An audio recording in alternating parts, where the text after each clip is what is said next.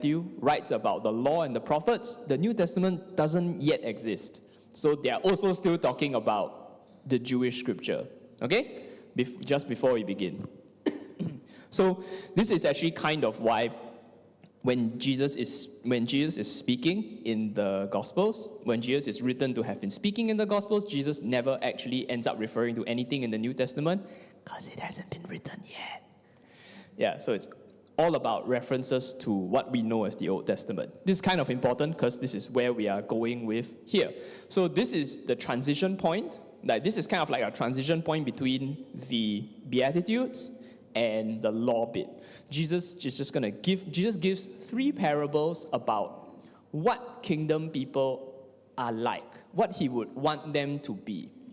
So if you can consider the Beatitudes to be Jesus' mission statement pitch, which is, here's my mission, here's what we want to do, and here's the people I want to, people who I want on my team, right? That's the Beatitudes.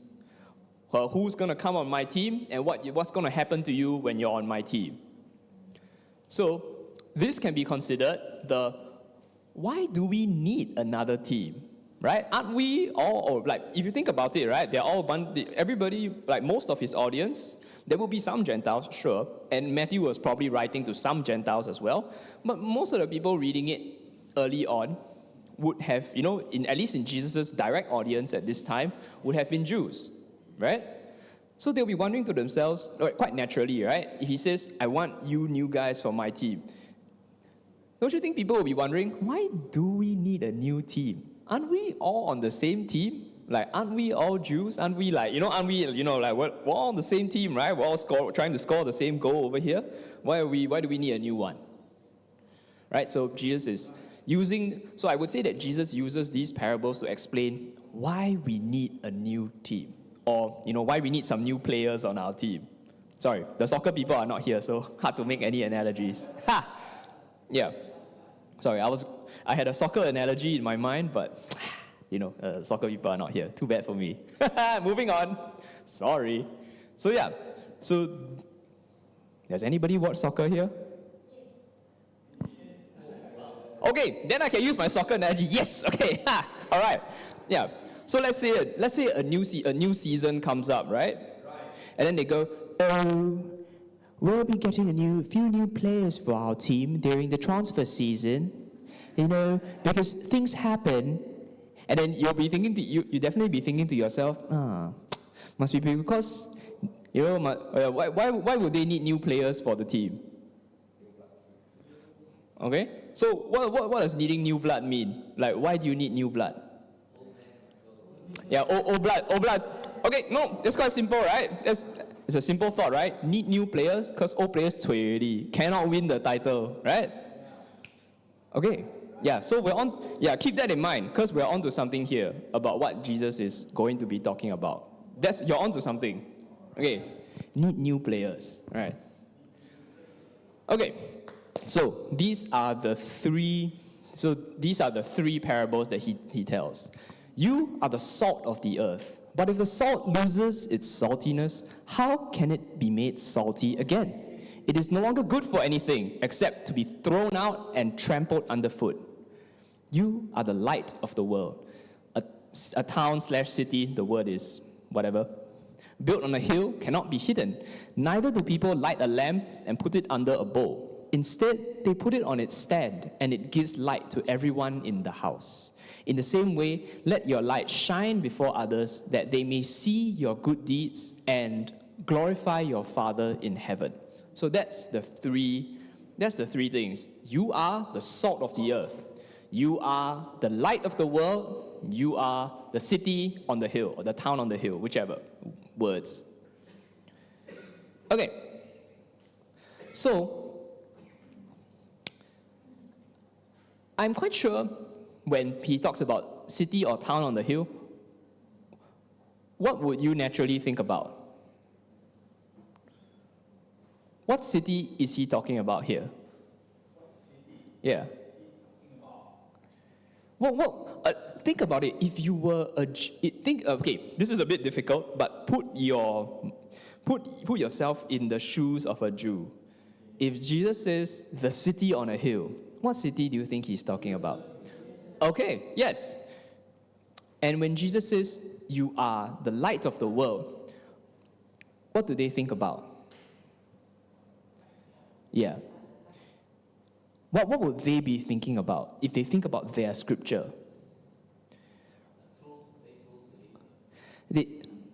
Fair enough. This keep that in mind as well, because you're onto something here. In terms of scripture, they'd be thinking about things like, the Lord is my light and my salvation. Right? Something like that. Or, your word is a lamp to my feet and a light to my path. Right? And arise, shine, for your Lord has come. Right? Something like that. They're thinking about these things. They're thinking about the Lord's covenant with them, right? Just like, should I just call him my dad or whatever? Yeah, dad. What are you talking about? You're talking about the Lord's covenant, and that being the covenant people, you're thinking about salvation, you're thinking about guidance. But what is Jesus talking about when he talks about salt? What does salt even do? Like, where does salt come in here?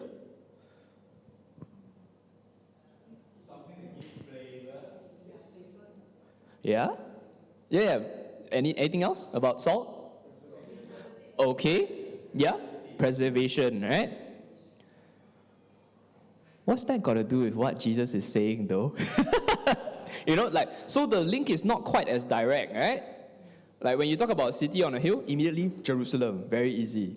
You talk about light of the world, you think about various scripture verses, you think about the covenant with God being a light. And you're just like, yeah, okay, that makes sense, yeah. But salt is a bit more just like, what? What do you mean, Jesus? Like, 在恭喜me, What are you saying?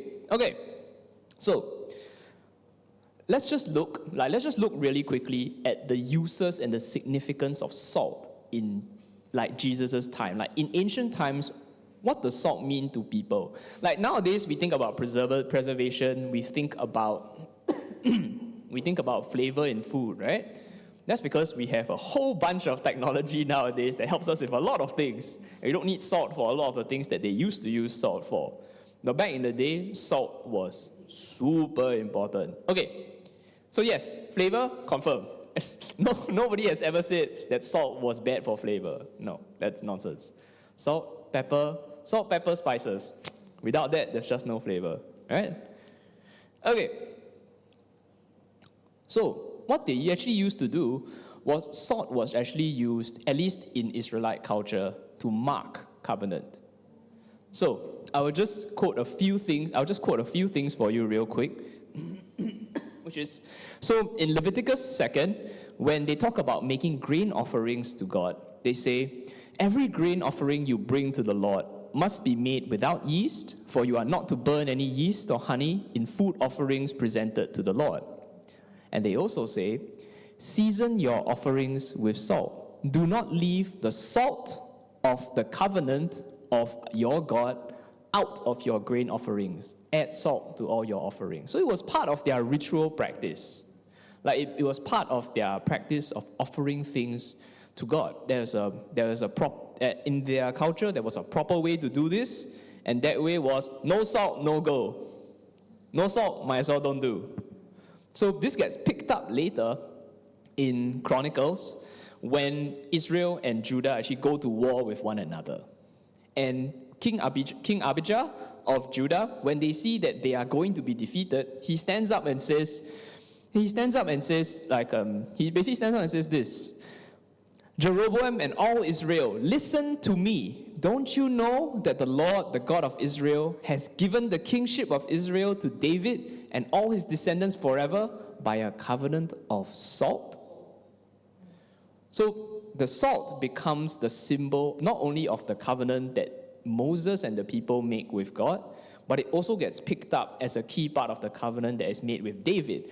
Even though in David's story we don't really see that, but the symbolism gets picked back up again.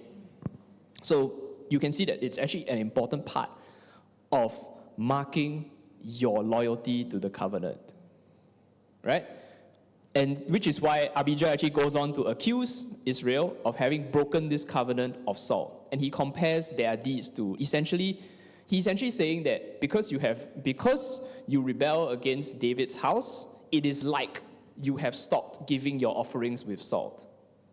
Essentially. So he's saying this, you have done something deeply wrong. You have done something deeply sinful. Yeah.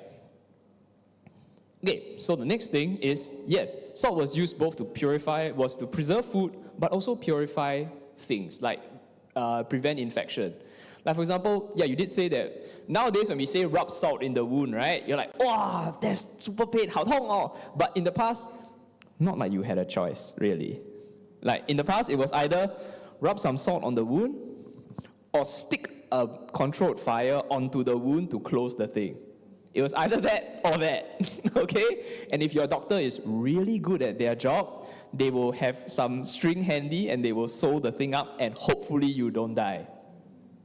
So yeah, but without the salt, sewing the thing up, no use. You'll probably get infected and you will die. So the salt and the fire, really important. Yeah.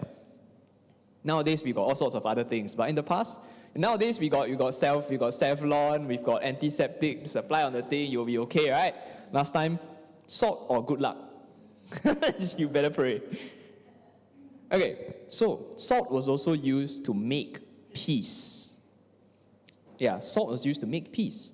So we can actually see in Mark 9 so Mark 9 actually is so most scholars think that Mark is actually an earlier version of some of the other gospel texts. So you can actually see that the quote about saltiness comes back in Mark. Actually, no, it appears in Mark 9:50 and then it comes back in Matthew. That's more the logic. So in Mark 9:50, it says, salt is good, but if it loses its saltiness, how can you make it salty again? Have salt amongst yourselves and be at peace with one another.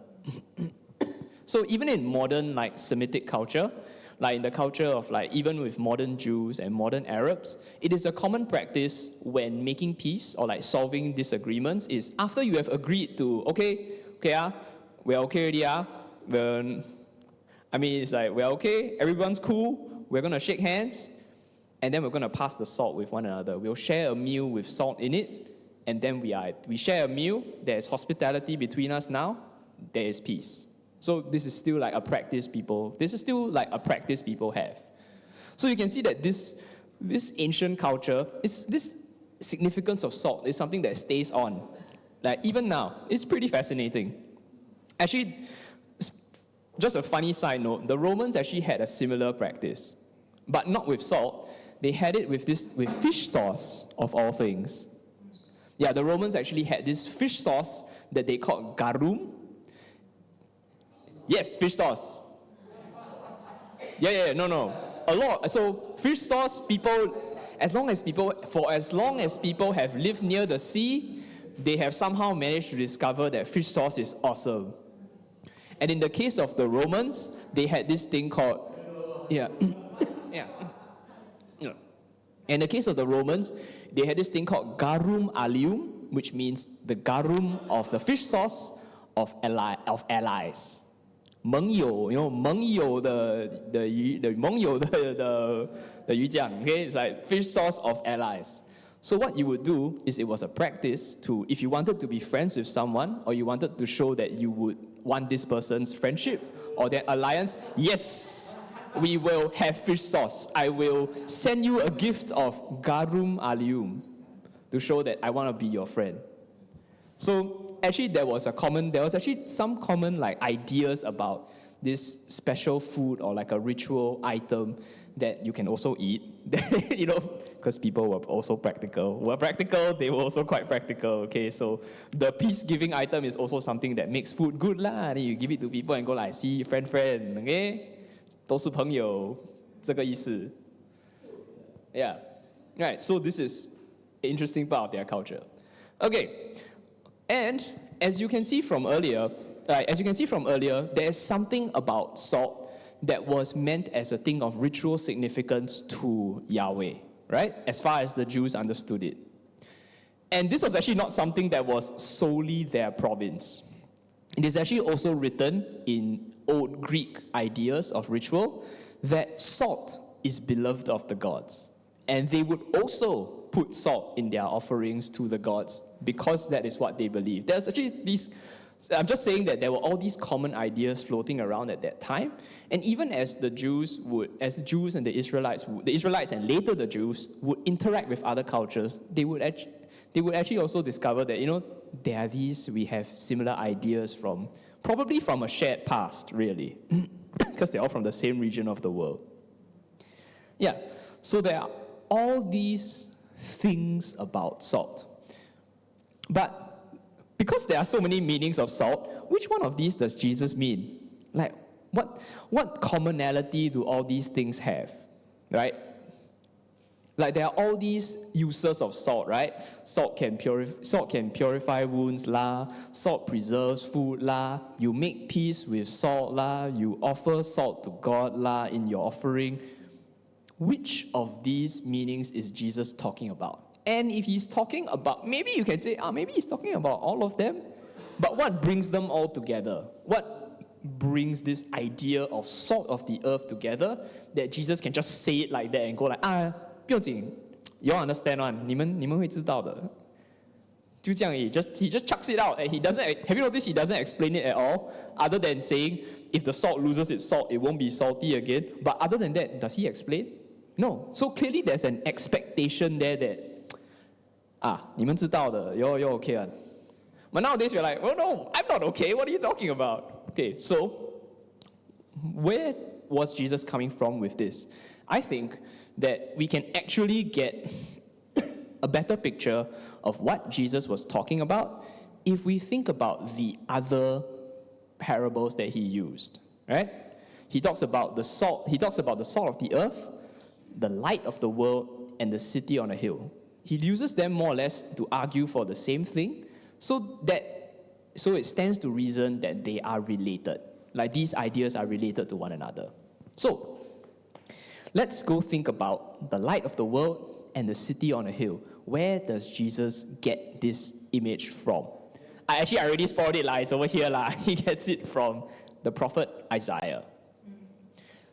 So specifically, he gets it from Isaiah 2, which is that in the last days, the mountain of the Lord's temple will be established as the highest of the mountains. So this is the hill, right? The Lord's temple at this time is where? In Jerusalem, right? And it is a city on a hill. But he says that Jerusalem will be established as the highest mountain. It is not. Okay, has anybody been to Israel? Okay, if you've been to Israel, you know that yes, Jerusalem is on a hill, but it is not the tallest hill. Hey, not even close. It is not. Okay? Yeah. It's not very high at all. Like, you just look, you go to the city, you look out the window, you look this way, you have, I think it was Mount Hermon or something.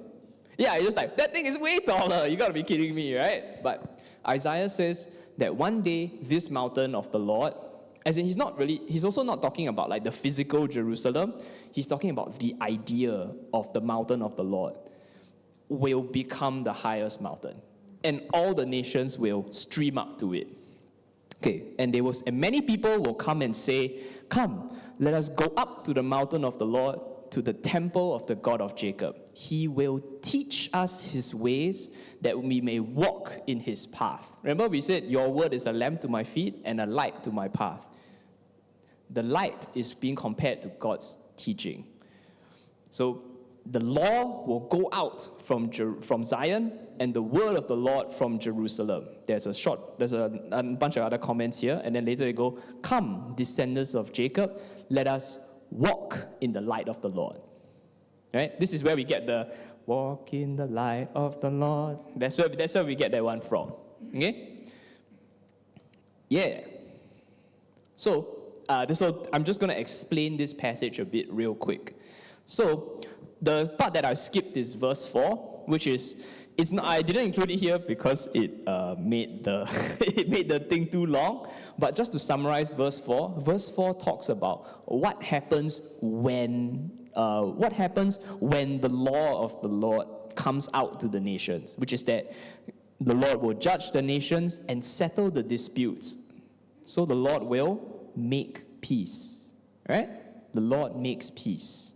The light of the Lord is also a peacemaking force, just like what Jesus is calling his disciples to be, right? Remember, blessed are the peacemakers.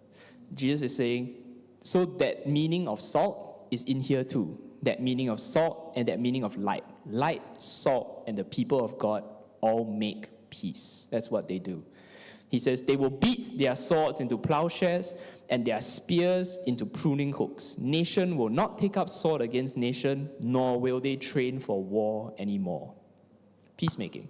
So, and it's peacemaking for everybody, not just for Jews, not just for Gentiles, everyone.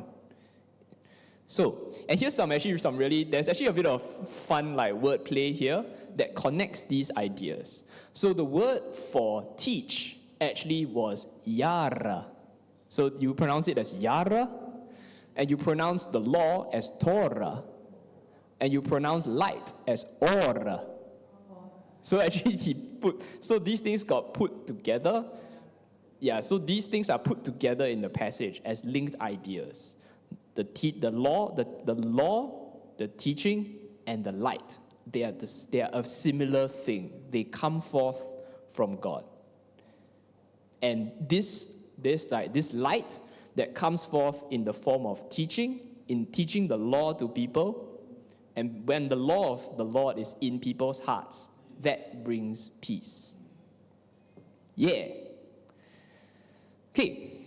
And so the last part here is, let us walk in the light. So when they say order, light, is not just light, physically light, but it also is inscribed the meaning of enlightenment. And also of something, it can also be used to describe the lights. So when they say God created the lights of the world, the sun and the moon, they use this word as well.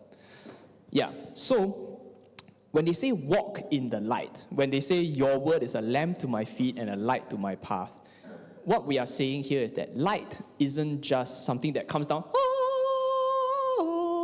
to you and you're like, I am enlightened, something like that. It's not just that, right? But it is, they say walk in it, right? Walk in this light. They are saying that light, this way of following God, is a lifestyle. It's not just something that shines down on you and then you're just like, hey, it's not just like that. Yeah. So this is something that Jesus picks up, right? Jesus is all about that practice. Jesus is all about that practicality. In later sessions, they're going to find Jesus saying stuff like, well, they did say you're not supposed to murder people, but not everybody is going to murder people, right? You're not going to go out there and just stab somebody. Does that mean that you are righteous in God's eyes? Is that all it takes to be righteous? Don't stab somebody?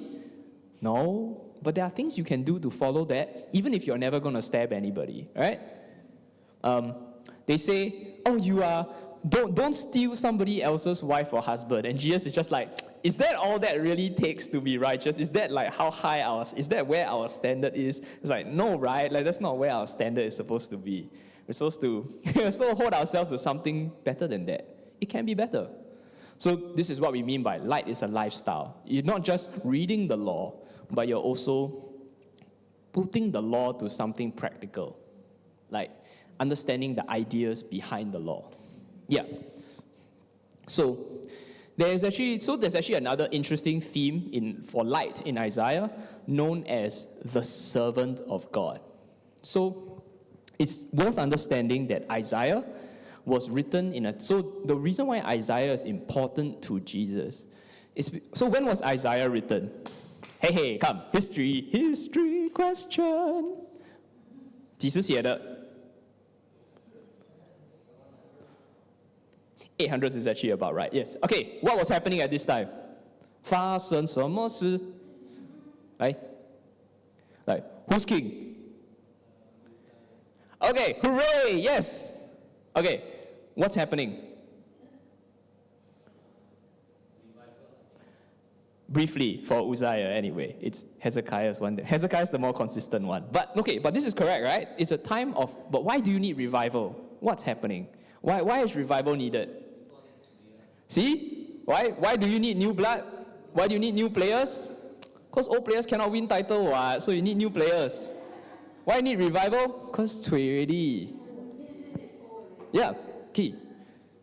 No, these are good things here. We're on to the right. We're on to something here. So, specifically, what's happened at this time is that we're actually not sure when exactly his ministry starts, but we do know that by the time Uzziah and Hezekiah are king, the nation of Israel, like the northern kingdom, has dropped away already. It's like it's over. It's done. Okay, it's so over for them. And of course, when your northern neighbor is gone, like they've gone into exile already, and you're staring up at all the other powers up there, just kind of like, oh, this doesn't look so good. This looks kind of dicey. Looks kind of dangerous. Assyria's over there by the north, going like, I'm so strong, yeah, woo! And you're down there looking like, oh, okay, this is not good, right? This is a bad situation they're in, and even though they were rivals with the nation of Israel, it's still a place where they once had a covenant with God, right? So it's a crisis they are going through at that time a crisis of the covenant, right? As far as they can see it, the covenant has been broken, right? And the results, they can see the results of that breakage.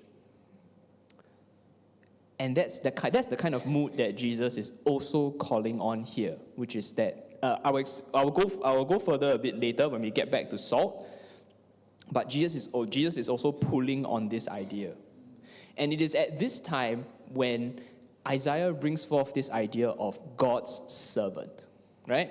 So this is Isaiah draws upon this in Isaiah 42, which goes like this: I, the Lord, have called you in righteousness. You, referring to God's servant. I will take hold of your hand. I will keep you and will make you to be a covenant for the people and a light for the Gentiles. So, in this time where revival is required, Isaiah brings out this idea called the servant of God. And what will this person do? Open eyes that are blind, to free captives in prison, and release from the dungeon those who sit in darkness. Jesus actually quotes a passage from Isaiah that's actually very similar to this one as his first recorded synagogue preaching. It's something very similar to this, right? I've called you to spread good news to the poor, to set the captives free. Is that same, Jesus is pulling on that same energy here. And of course in Isaiah 49, it comes back again. I have a greater task for you, my servant. Not only will you restore to greatness the people of Israel who have survived, but I will also make you a light to the nations, so that all the world may be saved. Jesus is pulling on this idea.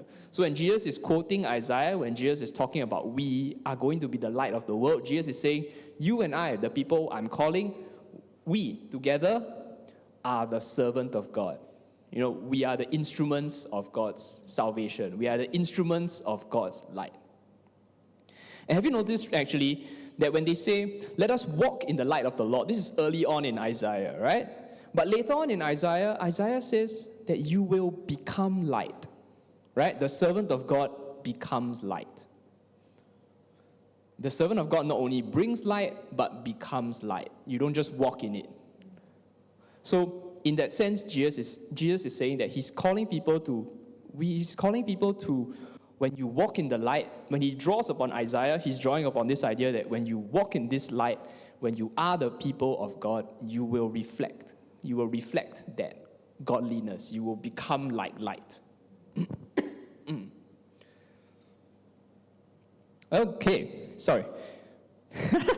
And so, remember, we go back to what my dad was saying earlier about what the light represents, right? The light represents the instruction, the teaching, the guidance of God. And when you follow it closely enough, you can become light. You can become the embodiment of light. And what is the embodiment? Like, what else is the physical? What else is the physical representation of God's instruction and God's teaching and God's agreement and God's peace with people? That's actually what Brother Kan Leong was saying earlier. It's the covenant. Like, that's the other physical representation of God's agreement, God's light, God's peace. Okay, let me quickly go over that. Okay, yeah, so that's actually the commonality between salt and the light. They both represent aspects of the covenant that God made. And that Jesus is the covenant that God can still make with people. Like the covenant, like Jesus will talk about it. I will go back to salt real quick. But anyway, just a quick funny side note. So when he says, I will also make you a light to the nations so that all the world may be saved. The word for salvation is actually also Yeshua, which is, well, that's actually, whose name is that? Okay, so, so funny side note, did you know that Jesus and Joshua have the same name? They technically have the same name. So Joshua's name is Yehoshua, which eventually gets shortened to Yeshua. And even though in English we call him Jesus, that's actually like a Greekified version of his name. People would have just called him Yeshua. So his name is like Josh or something. It's kind of funny. It's just kind of funny. Servant of God, Messiah, Josh. It's just a funny thought. Sorry, but I couldn't resist. It's just something that occurred to me when I was reading the Hebrew interlinear Bible. I was like, what? It's a funny name. Okay, so what does it mean to be salt? So this is where we were earlier.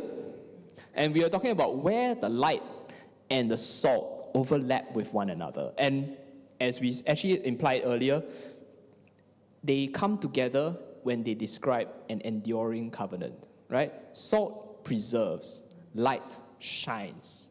Light shines the point is that when the people of God follow God, the light shines out. The light is not hidden. And the light keeps shining, right? Light actually doesn't stop traveling, right? Light, well, as far as they knew anyway, light didn't stop traveling. Light has a speed, light has a velocity, light has a motivating force behind it. As far as they knew, light doesn't stop moving. Light is everywhere, unless you cover it, right? But even then, it is there. It's not technically gone, but whatever.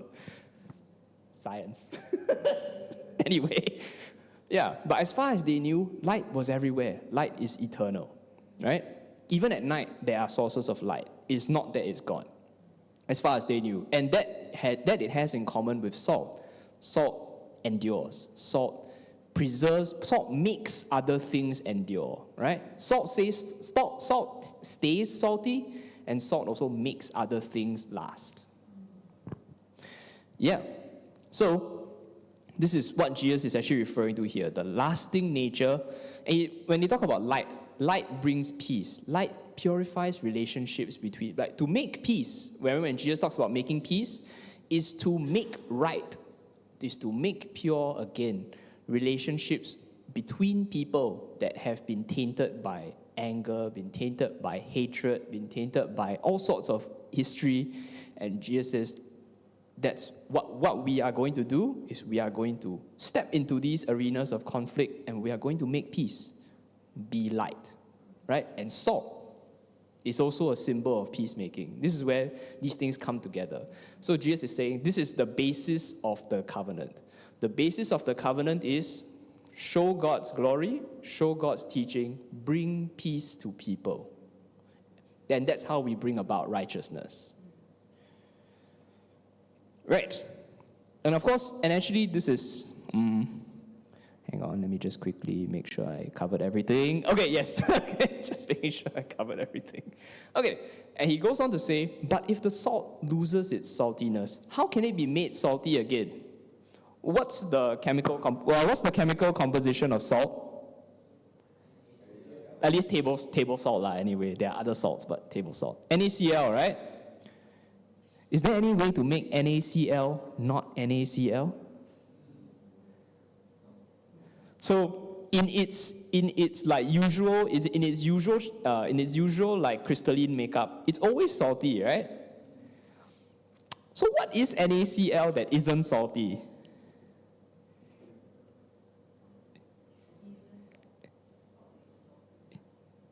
Right? No, right? So in its usual crystalline configuration, it is always going to be salty regardless. So NaCl that is not NaCl that is not salty, it's just not NaCl, right? It's become something else. It's just not that. And of course, even though they didn't know what NaCl was in Jesus' time, I think they all knew what he was talking about, right?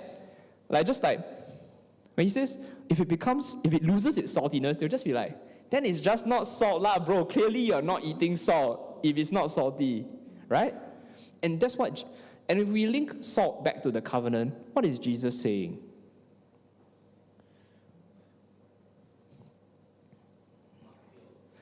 Yeah, well, no, what Jesus is saying is that the covenant that you made with God in the past, we broke it, right? If salt loses its saltiness, how can it be made salty again? And he says, it is no longer good for anything. And what does he say? It will be trampled underfoot. Why trampled underfoot? Like, why do you need, okay, what has salt ever done wrong that you need to trample it underfoot? Like, what does, But is that so wrong? Like, why does Jesus have to say, trample it underfoot? So,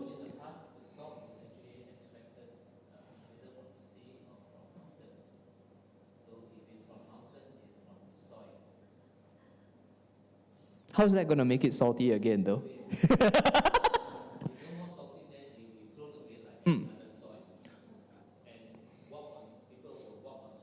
Yeah. Okay. Yes. Fair enough. Fair enough or so. Okay. Also works. Also works. But I see if we link salt back to the covenant, what happened when the people of Israel and Judah broke the covenant? Yeah, right? And they fall under the boot of other nations, right? And so when Jesus relates salt to the covenant, and he talks about being trampled underfoot, he's talking about what happened, what has already happened.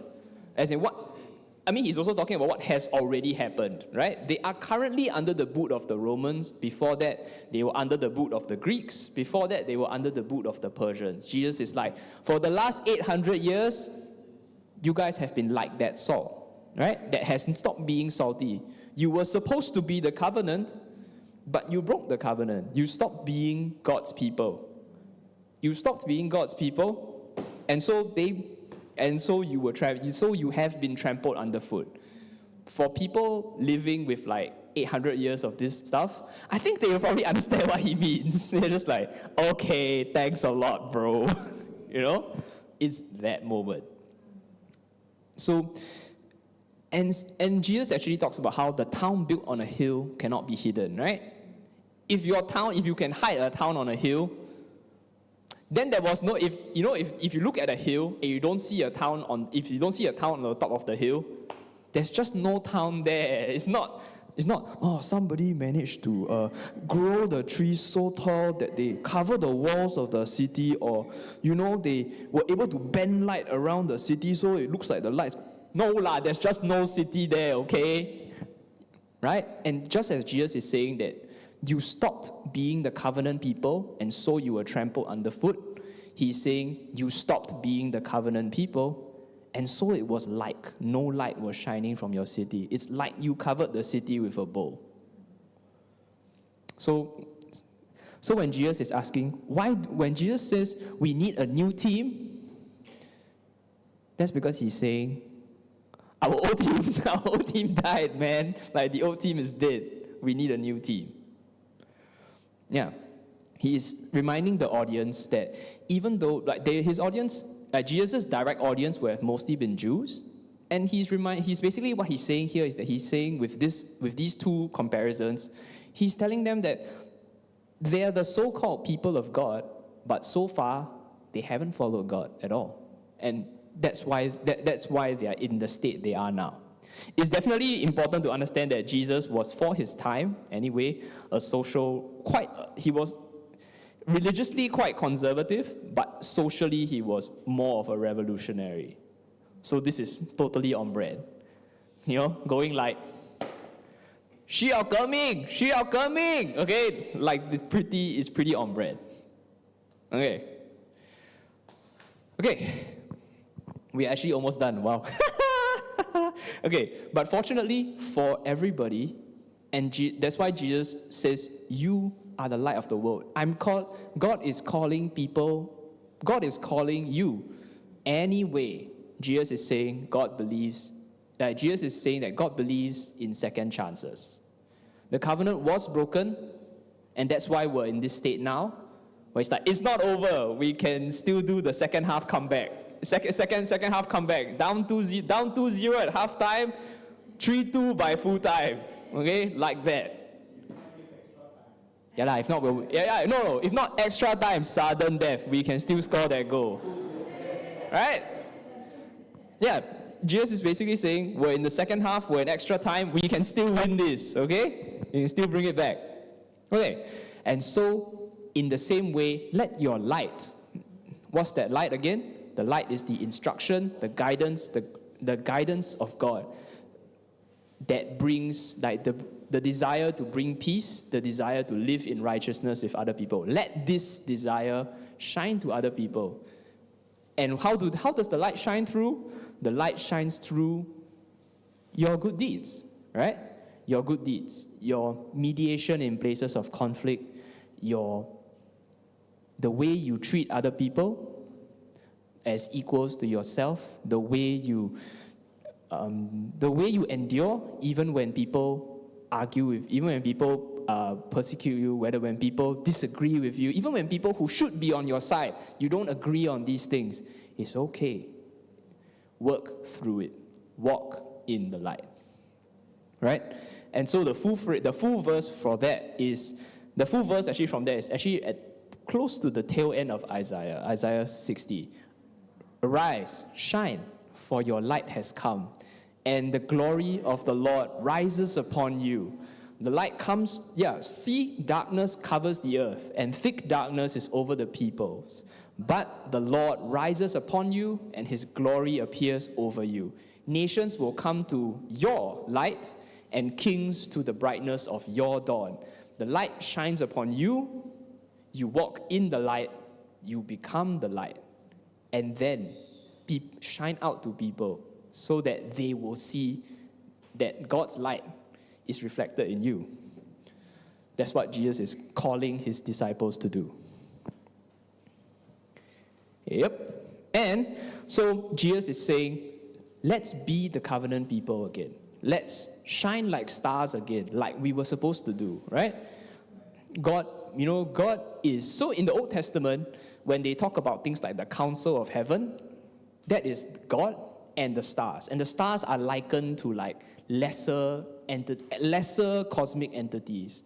Sometimes in the Old Testament, they are referred to as lesser gods. Sometimes they are referred to as angels. But either way, the idea is these people, like these other stars, are a reflection of the glory of God. That's in a way how the Jews saw this cosmology. And Jesus is saying, we can also be like the stars around God. Shine forth to other people so that they can see God's glory. Yeah, and Jesus is saying, come, I will show you how we can be like these stars, right? Yeah, I mean, actually also in Isaiah and in other places, you actually, Isaiah and in the prophets, you can see this concept of what is known as a rebel star. Does anyone know what that is? The rebellious star. So the concept of the rebellious star is when they talk about this, just as a side note, to kind of understand why I'm using the language of stars. So they talk about this this figure known as the morning star, right? Or Hallel. So Hallel is the name for the morning star, which is actually Venus. Yeah, it's Venus. But so this concept of the rebel star is a being that is supposed to reflect the light of God, but says, I will raise myself up to the heavens, and I will become like the Most High. So that's actually, this is like that idea of a star. It's meant to be something that shows the glory of God. And Jesus says, we should, like, how do I say this? Jesus says, I will show you how to be the right kind of star, so to speak. And so that's where he goes on. He'll go on to talk about it in his law exegesis. But that's for next session. For now, we are done. Yeah. If we want to talk about Jewish cosmology, maybe another different series, because it's quite complicated. But yeah. Anyway, so we are done with number 5. Hooray!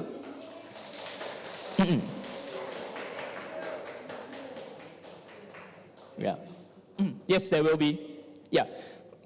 But actually, the reason why. So the reason why Jesus talks about. Sorry, I realized that I failed to conclude there about rebel stars.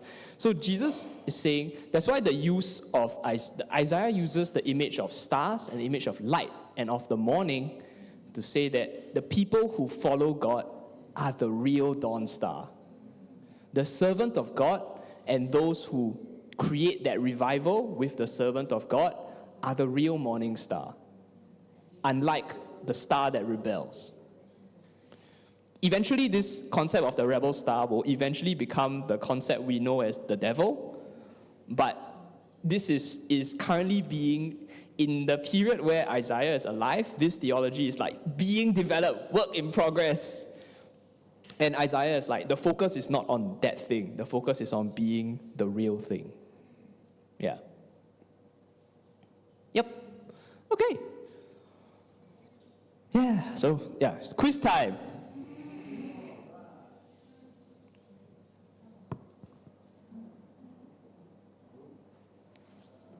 Okay. Sorry, you guys are gonna have to move in front of it. Sorry.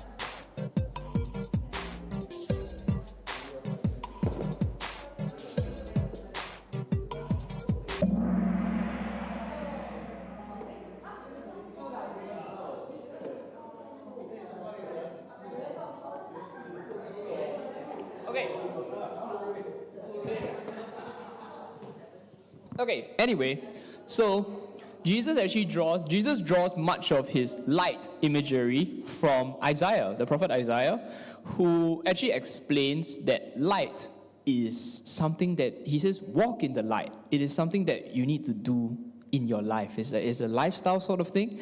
And this idea of light, and the light that shines from God through the servants of God, becomes something that leads to salvation. It leads to peace between all peoples, both Jews and Gentiles. Yeah, so that's kind of like that's Isaiah's like whole thing. Yes, next question. Woo!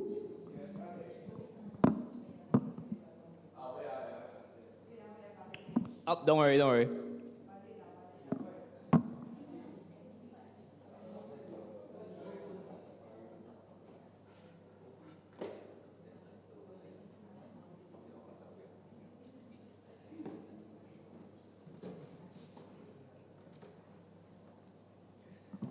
This is not to say that Isaiah is the only place that actually has this theme of the instruction and the law of God as light.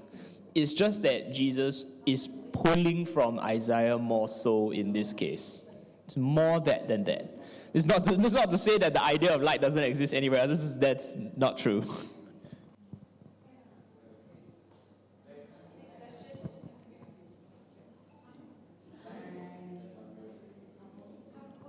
All right.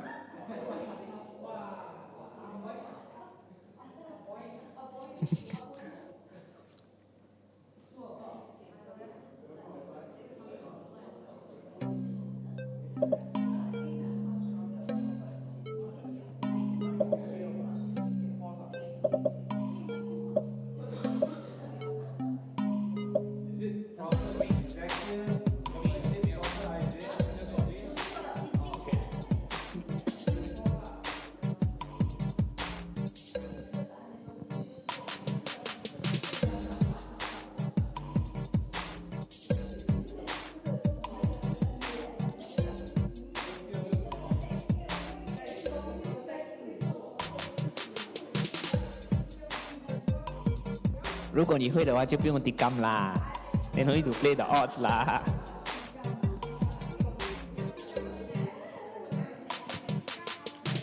Tikam is like the last resort in the MCQ test law.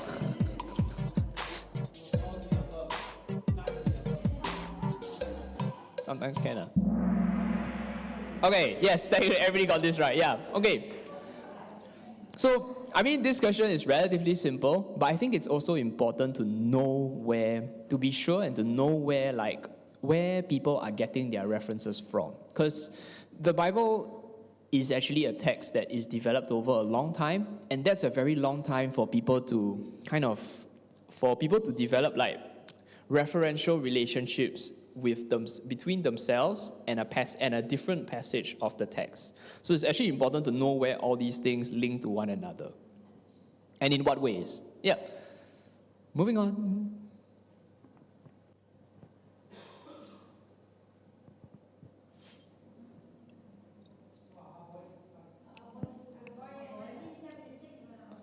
Yi ma dang xuan.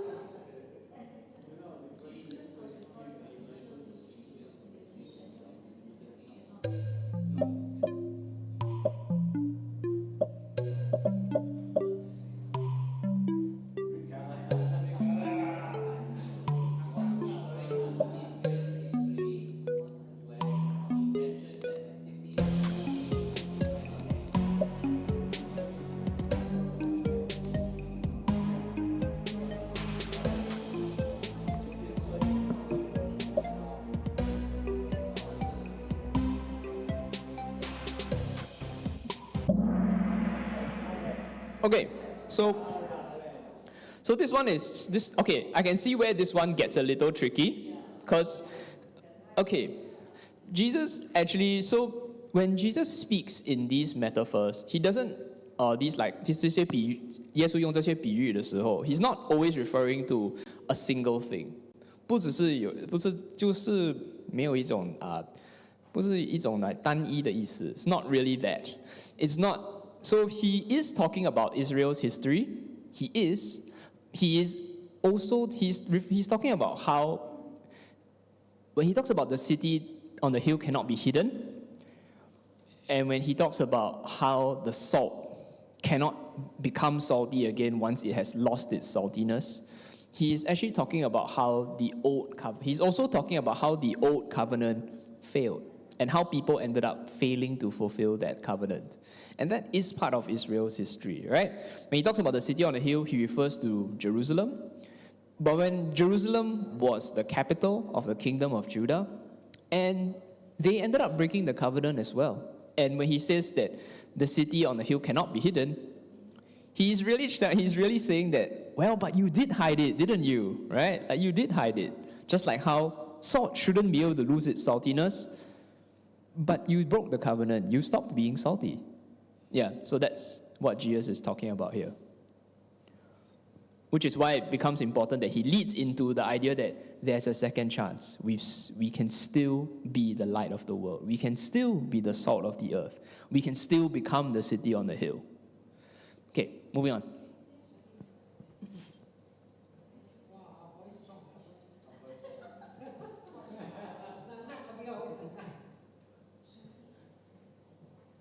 Which three ideas does Isaiah bring together?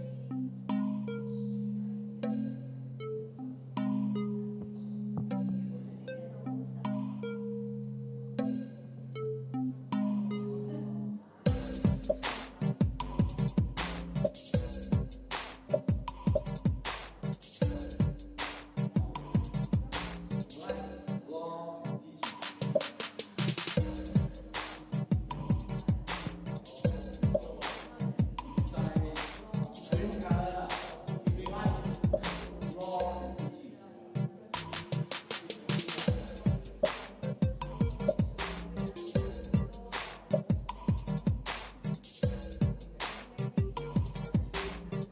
Law and teaching.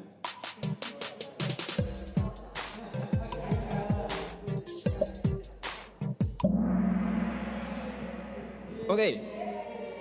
Yay, most people got it right. Woo! Okay, yeah. So, yeah, the three words are light, which is or, and law, which is Torah, and then you have teaching, which is Yara. So it's a fun night. So actually, a lot of biblical text is at least partly written as poetry or as a kind of song, right? That's why they say, like, why else would a verse go, sing unto the Lord a new song? 这个不是歌，难道这个不是歌咩? You know, it's like, Yeah, and we pull songs and poetry from these things because they are songs and poetry. So it's kind of easy to just drag it out and put it somewhere else. And of course, like, you think about some of the things that we learned when we were kids, right? Like we say, Humpty Dumpty sat on the wall, Humpty Dumpty had a great fall. So wall rhymes with fall. That's what makes the song memorable. That's what makes it easier to understand, right? Because these things read well together, and that's how we learn them. That's the same for them.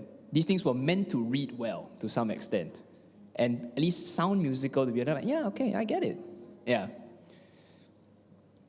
All right, next.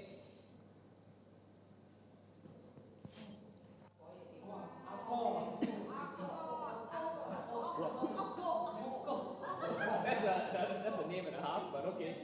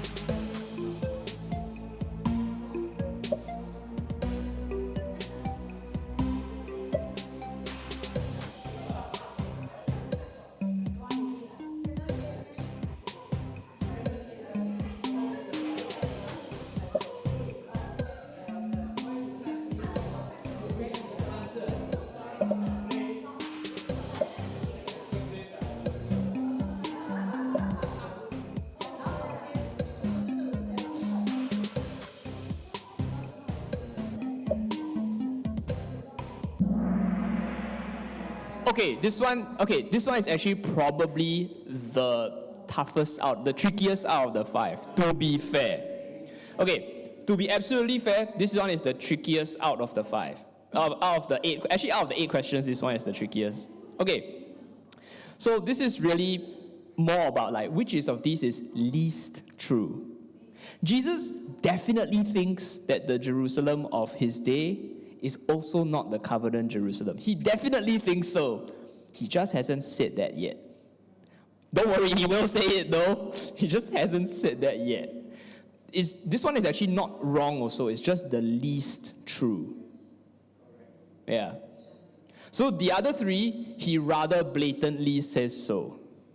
It's just that C is he hasn't said it yet. But he will, don't worry. It doesn't take very long for him to say that at all. In fact, that's why he gets into all his fights with the religious leaders, because he's just like, Jerusalem today also cui lah, also cannot. That's how he gets into fights with them in the first place. He just hasn't fought them yet, not right now, not in chapter 5. It's a bit too early. Yeah. 但是是会打架的啦, don't worry. 好戏还在后头。Next question.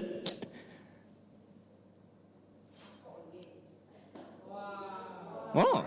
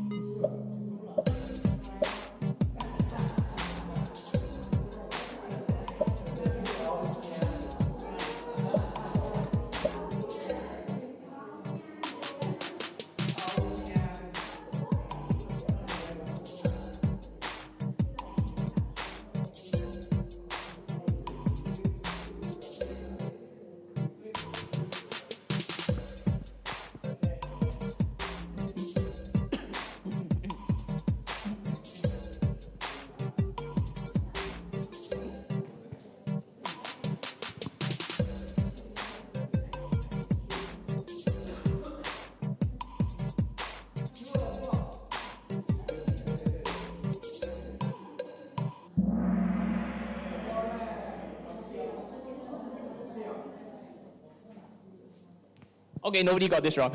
Okay, fine. I was like, I was like, let me quickly check my notes for an explanation in case somebody gets it wrong. But okay, no need. Okay, hooray. Moving on.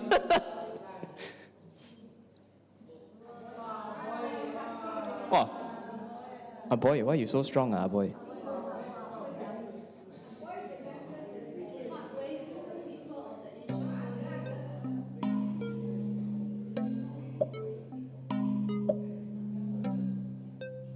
With peace and green injuries.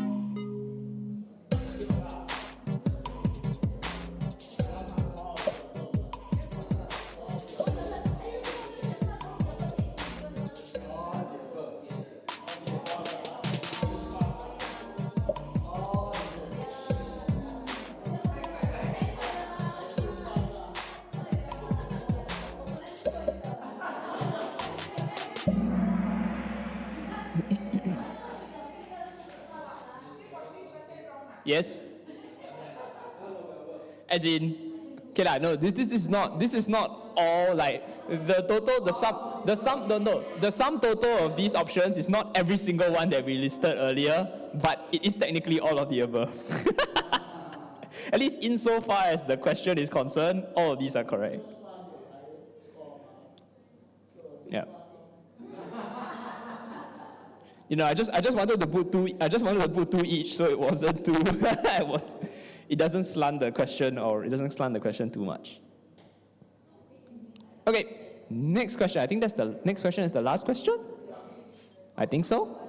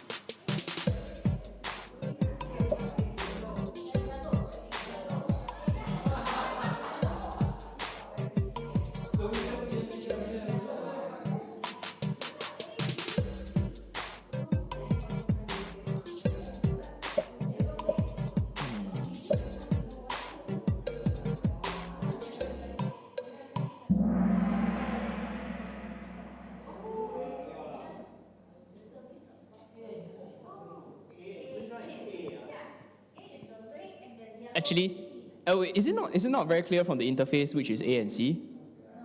Okay, never mind. Next time I will use colors. This is my bad. I'm sorry. Next time I'll use colors. I didn't know it wasn't obvious which one is A and C. I'm sorry. Clearly I've never tried this from I've clearly never tried this from the mobile interface. I'm sorry. I actually didn't know that this was a problem. Okay, never mind. Yeah. Yeah, so this is more of this is another one of those most correct answers. There.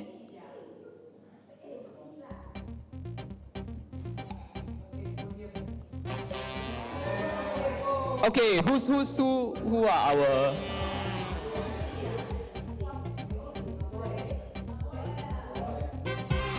Oh, okay, right.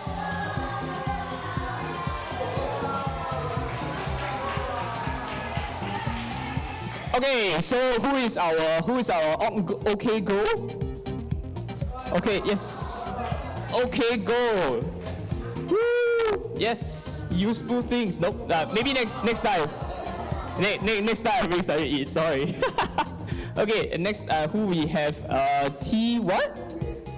TT. Who's TT? Oh.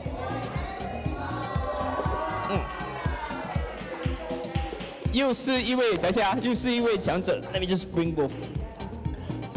Okay, come. Hey, TT. And who is our boy? Oh, okay. Hey, our boy 又是一位强者。Okay. Okay, congratulations to our congratulations to our top 3, and thank you once again, everybody, for taking part enthusiastically. We'll see you all next week for session 6. And sorry, I will remember to put colors rather than A, B, C next time. Sorry. Yeah, lesson learned. Yeah. No, the problem is that there's a character limit. There's a character limit for the number of words you can have in the answer. So it's okay. I will keep this in mind. Yeah.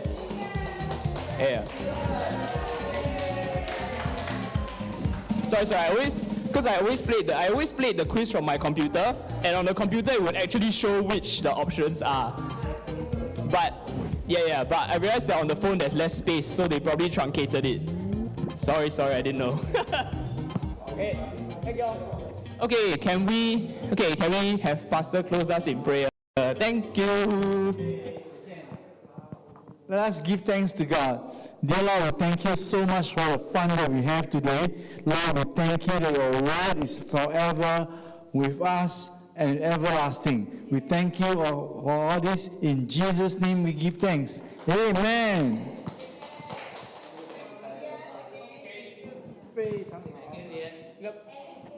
All right, thank you all.